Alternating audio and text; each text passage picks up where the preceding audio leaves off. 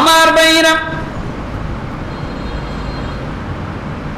রাসূলুল্লাহ সাল্লাল্লাহু আলাইহি ওয়াসাল্লাম নিজে বলেছেন, এই জহরুল ফাসাদ, দুনিয়ার মধ্যে পরিবেশ নষ্ট হওয়ার কারণ কি তোমরা কি জানো? 5টা পাপের জন্য 5টা শাস্তি। কয়টা? 5টা পাপের জন্য 5টা শাস্তি। সুনান ইবনে মাজাহ হাদিস নাম্বার 4019। আল্লাহর রাসূল সাল্লাল্লাহু আলাইহি ওয়াসাল্লাম 5টি কথা বলেছেন। যখন মানুষ 5টা গুনাহের কাজ করে, 5টি গুনাহের কাজ করবে, তখন মানুষের জন্য এই 5 প্রকার আযাব মানুষের জন্য নিবেদিত হবে। কয়টা গুনাহ? 5টা। কয়টা শাস্তি? 5টা শাস্তি। সুনান ইবনে মাজাহ হাদিস নাম্বার 4019। 1 নাম্বার গুনাহের কাজটা হলো, ভালো করে দেখেন, যখন কোন জাতির মধ্যে প্রকাশ্যে অশ্লীলতা ছড়িয়ে পড়বে, ভালো করে বুঝুন, যখন কোন জাতির মধ্যে প্রকাশ্যে অশ্লীলতা ছড়িয়ে পড়বে, তখন 1 নাম্বার শাস্তি হলো, তখন সেখানে মহামারী ভাইরাস, করোনা ভাইরাস দেখা দিবে। আমার কথা? কার কথা? রাসূলুল্লাহ সাল্লাল্লাহু আলাইহি ওয়াসাল্লামের কথা। এই বছরের কথা? হ্যাঁ, এই বছর 2, 4, 5 বছর, 1400 বছর আগের কথা। এই যে করোনা ভাইরাস, মহামারী, অনাবৃষ্টি, এগুলো আমাদের গুনাহের ফসল। তাহলে 1 নম্বরে 5টার মধ্যে 1 নাম্বার, যখন কোন জাতির মধ্যে কি হবে? মুখস্থ করতে হবে 5টা। যখন কোন জাতির মধ্যে প্রকাশ্যে অশ্লীলতা ছড়িয়ে পড়বে, তখন কি হবে? বিভিন্ন মহামারী, ভাইরাস, বিভিন্ন প্লেগ তাদের উপরে নিপতিত হবে, এটার দ্বারাই তারা ধ্বংস হবে। তাহলে এটা আমাদের মাঝে হয়েছিল কিনা? তাহলে বোঝা গেল আমরা এই অশ্লীলতার ভিতরে হাবুডুবু খাচ্ছি। অশ্লীলতার ভিতরে হাবুডুবু খাচ্ছি। কত অশ্লীলতা, ভালো করে চেনেন। আমরা কোন পর্যায়ে চলে গেছি, মাঝে মাঝে বুকটা ফেটে যায়। বিশ্বাস করে, আল্লাহর কসম করে বলছি, বুক ফেটে যায়।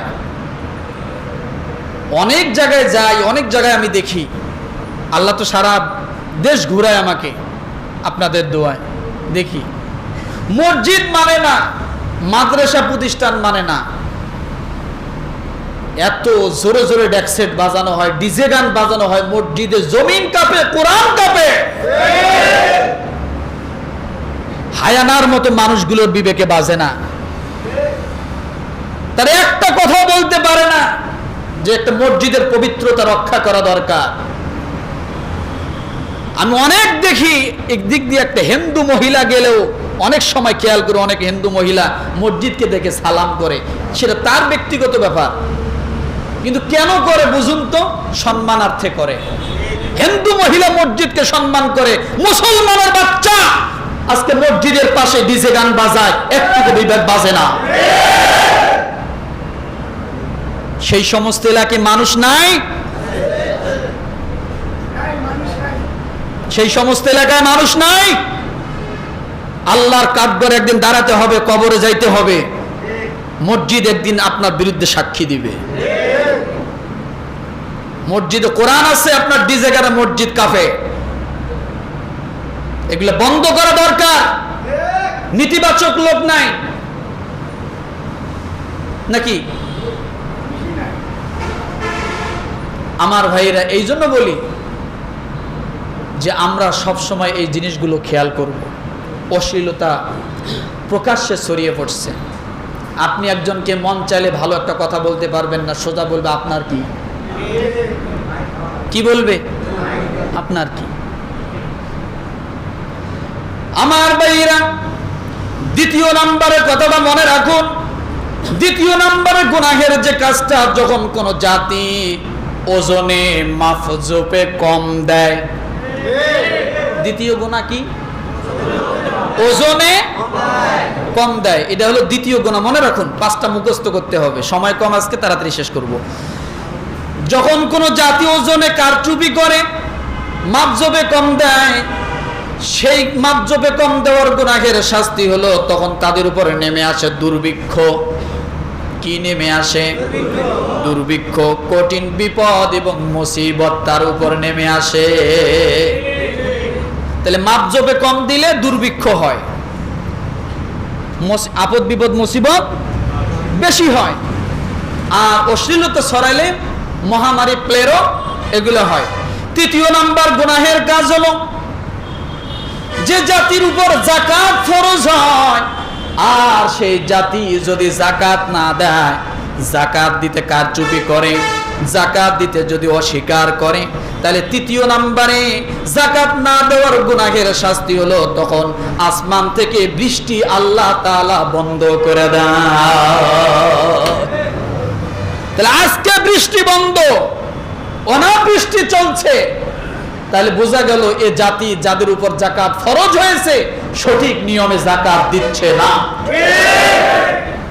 সঠিক নিয়মে কি যাকাত দিচ্ছে না। তাহলে যাকাতের সাথে বৃষ্টির সম্পর্ক মানে যাকাতের সাথে রিজিকের সম্পর্ক। কিসের সম্পর্ক? যাকাতের সাথে রিজিকের সম্পর্ক। বৃষ্টি মানে রিজিক। তাহলে আপনি যাকাত দিচ্ছেন না, না দেওয়ার গুনাহের শাস্তি হলো বৃষ্টি হবে না, অনাবৃষ্টি চলবে। আমার ভাইরা,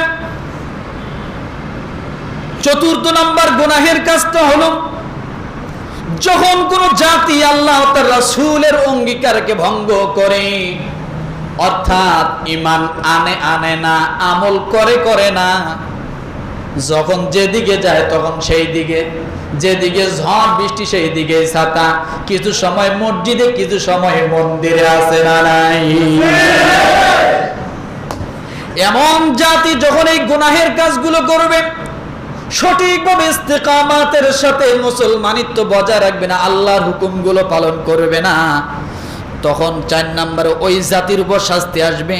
তাদের উপর তাদের বিজাতীয় দুষ্পনকে ক্ষমতাসীন করে এবং সে তাদের সহায় সম্পদ সবকিছু কেড়ে নিয়ে নিবে। যখন মানুষ দুটানার ভিতরে থাকবে, আল্লাহর হুকুম রসুলের তরিকা মোতাবেক জীবন যাপন করতে চাবে না, তখন কি? তখন স্বৈর শাসক আসবে। কি আসবে? স্বৈর শাসক আসবে। তখন তাদের বাক ক্রুদ্ধ করে দিবে, স্বাধীনতা থাকবে না, কথা বলার কোনো স্বাধীনতা থাকবে না, সব বন্ধ হয়ে যাবে, ন্যায় বিচার থাকবে না, ন্যায় বিচার প্রতিষ্ঠিত হবে না। কখন সেটা বলেন তো দেখি? যখন আল্লাহ এবং আল্লাহ রাসূলকে মানুষ কি করবে? মানবে না, দুধারের মধ্যে যাবে, কিছু সময় মানবে, কিছু সময় মানবে না, সুবিধা জায়গায় মানবে, অসুবিধা জায়গায় মানবে না, সুন্নত শুধু পালন করবে জিলেপি খাওয়ার সময়, আর কোথাও নাই। এমনটা আছে না? তখন ওই জাতির উপরে এরকম শাসক আল্লাহ নির্ধারণ করবেন। 5 নম্বরের গুনাহের কাজ হলো যখন তোমাদের শাসক বর্গ আল্লাহর কিতাব মোতাবেক ফয়সালা করবে না, আল্লাহর হুকুম মোতাবেক ফয়সালা করবে না, আল্লাহর হুকুম মোতাবেক জীবন যাপন করবে না, মুসলমানের শত্রু হবে, দাদা বাবুদের বন্ধু হয়ে যাবে। আছে না নাই? আছে না নাই? এই বাংলাদেশের জমিনে মূর্তির গায়ে আগুন দেওয়ার অপরাধে নানান ভাবে অজুহাতে মিথ্যা ভাবে তাদেরকে তহমত দিয়ে 2 জন মুসলমানের সন্তানকে মারলো, এরপরও আমাদের জবান কি এখনো রক্ত গরম হয় না? 2টা মরলো, আরো 2 জন মরছে, মানে এখন মারা শুরু। কথা বোঝেন নাই মনে? আজকে আমাদের অবস্থা কি? আমাদের কোথায় আছে? প্রশাসনিক জায়গাগুলোতে যায় দেখেন কি অবস্থা। আমরা মুসলমান, আমাদের কথার থেকে অন্যদের কথার দাম বেশি আছে, কারণ সেখানে প্রতিটা মাথায় মাথায় গোড়ায় গোড়ায় ওই রকম ফিট করা আছে মূর্তি। কি ফিট করা? মূর্তি ফিট করা আছে। আমার ভাইরা, এই গুনাহের কাজ যখন মানুষগুলো করবে তখন আল্লাহ তাদের পরস্পরের মধ্যে যুদ্ধ বাঁধিয়ে দিবেন। কি বাঁধিয়ে দিবেন? যুদ্ধ বাঁধিয়ে দিবেন। তাদের মধ্যে নানান ঝামেলা সৃষ্টি হয়ে যাবে। এই জন্য 5টা গুনাহ এবং 5টা শাস্তি, আল্লাহ যেন এই 5টা গুনাহ থেকে আমাদেরকে হেফাজত করে নেয়, বলি আমিন। এবার বলবেন হুজুর, তাহলে এই অনাবৃষ্টি, পরিবেশ নষ্ট, নানান সমস্যা, এগুলো থেকে মুক্তির উপায় কি? আল্লাহর নবী জনাবে মুহাম্মদ আরবি সাল্লাল্লাহু আলাইহি ওয়াসাল্লাম 4টা আমল আমাদেরকে বাতলায় দিবেন, বলেন সুবহানাল্লাহ। কয়টা? আমরা বৃষ্টি চাই? কথা বলেন, বৃষ্টি চাই? কেমন বৃষ্টি? যে বৃষ্টি দ্বারা আমাদের মঙ্গল হয়, সেই বৃষ্টি চাই। কথা ঠিক না? আমার ভাইরা, এই বৃষ্টির জন্য, শুধু বৃষ্টি না, রহমতের বৃষ্টির জন্য, আমাদের উপকার যে বৃষ্টি হয়, সেই বৃষ্টির জন্য আল্লাহ নবী জনাব মুহাম্মদ রাসূলুল্লাহ সাল্লাল্লাহু আলাইহি ওয়াসাল্লাম 4টা জিনিস বাতলায় দিয়েছেন। কয়টা?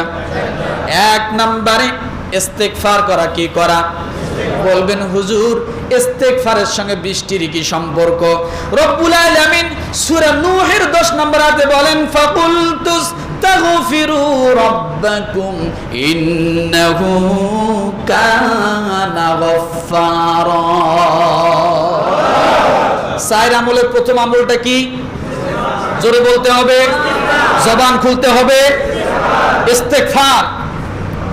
সূরা নূহের 10 নম্বর আয়াত, ফাকুলতুস তাগফিরু রাব্বাকুম ইন্নাহু কানা গফফারা। আমি তাদেরকে বলেছি, নিজ প্রতিপালকের কাছে ক্ষমা প্রার্থনা করো, নিশ্চয় তিনি অতিশয় ক্ষমাশীল। এরপরে রব্বুল আলামিন 11 নম্বর আয়াতে কি বলেন? ইউরসিলিস সামাআ আলাইকুম মিদরারা। যদি আপনি ক্ষমা ঘোষণা করতে পারেন, তাহলে আল্লাহ বলেন তিনি আকাশ থেকে তোমাদের উপর প্রচুর বৃষ্টি বর্ষণ করে দিবে। তাহলে আপনি ইস্তেগফার করলে আল্লাহ কি করবেন? বৃষ্টি বর্ষণ করবেন। সূরা নূহ আয়াত নাম্বার 10, আয়াত নাম্বার কত? 11। এরপর রব্বুল আলামিন বলেন, ওয়ায়ুমদিদুকুম বিআমওয়ালিন ওয়া বানিনা ওয়া ইয়াজআল লাকুম জান্নাতিন ওয়া ইয়াজআল লাকুম আনহারা। এই জন্য বৃষ্টি দিব, যাতে তোমাদের ধন সম্পদ, সন্তান সন্ততিতে উন্নতি দান করবেন। তাহলে ইস্তেগফার পাঠ করলে বৃষ্টি হবে, আর বৃষ্টি হলে কি হবে? সন্তান সন্ততি, ফল মূল, ফসল, গবাদি পশু সবকিছুতে কি হবে? উন্নতি লাভ হবে। আমার ভাইরা, করব তো? তাহলে 1 নম্বর আমল কি? ইস্তেগফার। আমার ভাইরা, 2 নম্বরে, অনাবৃষ্টির কারণে আপনি 2 নম্বরে যে আমল করবেন, আল্লাহ নবী জনাব মুহাম্মদ রাসূলুল্লাহ সাল্লাল্লাহু আলাইহি ওয়াসাল্লাম বলেন, বুখারী হাদিস নাম্বার 1012। কত? 1012। ফাস্তাসকি ফাস্তাকবালাল কিবলা ওয়া কিবলা রিদাআ ওয়া সাল্লি রাকাআতাইন। আব্দুল্লাহ ইবনে যায়েদ রাদিয়াল্লাহু তাআলা বর্ণিত, নবী সাল্লাল্লাহু আলাইহি ওয়াসাল্লাম ঈদগাহে গেলেন এবং বৃষ্টির জন্য দোয়া করলেন। অতঃপর কিবলামুখী হয়ে নিজের চাদরখানি উল্টিয়ে নিলেন এবং 2 রাকাত সালাত আদায় করলেন। 2 নম্বরে কি পাইলাম? 2 রাকাত নামাজ। কি পেয়েছি? 2 রাকাত নামাজ। অনাবৃষ্টির জন্য 2 রাকাত নামাজ পড়ব, হ্যাঁ? 3 নম্বরে যে আমলটা আল্লাহ নবী জনাব মুহাম্মদ রাসূলুল্লাহ সাল্লাল্লাহু আলাইহি ওয়াসাল্লাম বেশি বেশি তওবা এবং ইস্তেগফার পাঠ করছেন, দোয়া করছেন। তওবা এবং দোয়া করছেন। কি করছেন বলেন? তওবা এবং দোয়া করছেন। বুখারী হাদিস নাম্বার 1011, আব্দুল্লাহ ইবনে যায়েদ রাদিয়াল্লাহু তাআলা আনহু থেকে বর্ণিত, নবী সাল্লাল্লাহু আলাইহি ওয়াসাল্লাম বৃষ্টির জন্য দোয়া করেন এবং নিজের চাদর উল্টিয়ে দেন। তাহলে আগে পাইলাম নামাজ, তারপরে দোয়া, এখন পাইলাম কি? দোয়া। আর দোয়া করতে যে আপনার গায়ের মধ্যে চাদর যেমন থাকবে, ওইটা দোয়ার আগে আপনি উল্টাইয়া দিয়ে তারপরে দোয়া করবেন। তাহলে ইস্তেগফার, নামাজ, আর কি? দোয়া। মনে থাকবে? আমার ভাইরা, 3 নম্বর যে আমল, সেটা হলো উত্তম কোনো ব্যক্তির ওসিলা নিয়ে দোয়া করা। কি করা? আপনার কাছে যে ব্যক্তি উত্তম মনে হয়, এই জামানায় যারা উত্তম আপনার কাছে মনে হয়, ভালো মনে হয়, আমলদার মনে হয়, আল্লাহর ওলি মনে হয়, পরহেজগার মনে হয়, এমনকি সাহাবায়ে কেরামের নামগুলো দিয়েও আপনি সে দোয়া করতে পারেন, ওসিলা নিয়ে দোয়া করতে পারেন। আমার বাইরে বুখারী হাদিস নাম্বার 1008। কত? 1008। আব্দুল্লাহ ইবনে দিনার রাদিয়াল্লাহু থেকে বর্ণিত, তিনি বলেন, আমি ইবনে উমরকে আবু তালিবের এই কবিতা পাঠ করতে শুনেছি। তিনি শুভ্র তার চেহারার ওসিলা দিয়ে বৃষ্টির প্রার্থনা করত। কে দোয়া করছিলেন? কে দোয়া করছিলেন? আবু তালেব। কে দোয়া করছিলেন? কার ওসিলা দিয়া? রাসূলুল্লাহ সাল্লাল্লাহু আলাইহি ওয়াসাল্লাম ওসিলা দিয়ে দোয়া করছিলেন। আয় আল্লাহ, তোমার যে নবী, তার চেহারার ওসিলা দিয়ে আমি দোয়া করি, তুমি বৃষ্টি দাও। তাহলে আবু তালেব রাসূলকে চিনত, কথা ঠিক কিনা? কিন্তু ইসলাম গ্রহণ করে নাই, সেটা তার ভিন্নতা, কথা ঠিক না? আমার ভাইরা, এবার দেখুন, হযরত উমর রাদিয়াল্লাহু তাআলা আনহু নিজেই আব্বাস রাদিয়াল্লাহু তাআলা আনহুর নাম ধরে তার ওসিলা নিয়ে দোয়া করেছিলেন। বলেন সুবহানাল্লাহ। আব্বাস রাদিয়াল্লাহু তাআলা আনহু কে বলেন তো? রাসূলের চাচা উমর ইবনে খাত্তাব। উমর রাদিয়াল্লাহু তাআলা নিজে বলছেন যে এখন তো রাসূল নাই, আয় আল্লাহ, রাসূলের চাচা আব্বাস রাদিয়াল্লাহু তাআলা আনহুর খাতিরে তুমি আমাদেরকে বৃষ্টি দাও। কি করো? তুমি আমাদেরকে বৃষ্টি দাও। এটা হলো বুখারী হাদিস নাম্বার 1010। উমর রাদিয়াল্লাহু তাআলা নিজেই আব্বাস রাদিয়াল্লাহু তাআলা আনহুকে ওসিলা বানাইছেন। তাহলে কয় প্রকার পাইলাম? ইস্তেগফার, নামাজ, এরপরে দোয়া, এবং দোয়ার মাঝে ভালো কিছুর ওসিলা। ভালো কিছুর কি ওসিলা? এই ওসিলাগুলো নিয়ে দোয়া করা। মনে থাকবে ইনশাআল্লাহ? মনে থাকবে? আর বৃষ্টির জন্য আমরা কি দোয়া করব এবার দেখেন। আল্লাহুম্মা আগিসনা, দোয়াটা মুখস্থ করেন। রাসূলুল্লাহ সাল্লাল্লাহু আলাইহি সাল্লামের কাছে এক সাহাবী এসে বলছে, এক ব্যক্তি এসে বলছে, ইয়া রাসূলুল্লাহ, বৃষ্টি হয় না, আমরা শেষ হয়ে যাচ্ছি, আপনি আমাদের জন্য দোয়া করুন। তখন রাসূল মিম্বারে খুতবা দিচ্ছিলেন। যখন ওই ব্যক্তি রাসূলের সামন বরাবর দাঁড়িয়ে এই কথা বললেন, রাসূল খুতবা অফ করে রাসূল এই দোয়া করলেন, আল্লাহুম্মা আগিসনা, আল্লাহুম্মা আগিসনা, আল্লাহুম্মা আগিসনা। হে আল্লাহ, আমাদেরকে বৃষ্টি দান করুন, আমাদেরকে বৃষ্টি দান করুন, আমাদেরকে বৃষ্টি দান করুন। বুখারী হাদিস নাম্বার 1014। কত? 1014। আবু দাউদ হাদিস নাম্বার 1169। রাসূলুল্লাহ সাল্লাল্লাহু আলাইহি ওয়াসাল্লামের কাছে এরকম এসে বলছেন যে আপনি আমাদের বৃষ্টির জন্য দোয়া করুন। রাসূল দোয়া করলেন, আল্লাহুম্মা আসকিনা গায়সান মুগীসান মারিআন মারিআ নাফিআন গায়রা দাররিন আজিলান গায়রা আজিল। এই দোয়াগুলো করছেন, হে আল্লাহ, আমাদেরকে বিলম্ব নয়, বরং এক্ষুনি তাড়াতাড়ি আপনি বৃষ্টির ব্যবস্থা করুন এবং কল্যাণময় তৃপ্তিদায়ক বৃষ্টি আমাদেরকে দান করুন। এই দোয়াগুলো আমরা করতে পারি না? কি বলেন, পারি? আল্লাহ তাআলা যেন আমাদের সকলকে এই অনাবৃষ্টির গজব থেকে আমাদেরকে হেফাজত করে, সমস্ত কল্যাণ থেকে আমাদেরকে যেন আল্লাহ হেফাজত করে। আল্লাহ যেন আমাদের জন্য রহমতের বাড়ি বর্ষণ করে, আমাদের জন্য যেন রিজিককে প্রশস্ত করে। সকলে বলে আমিন। ওয়া আখিরু দাওয়ানা আলহামদুলিল্লাহি রাব্বিল আলামিন।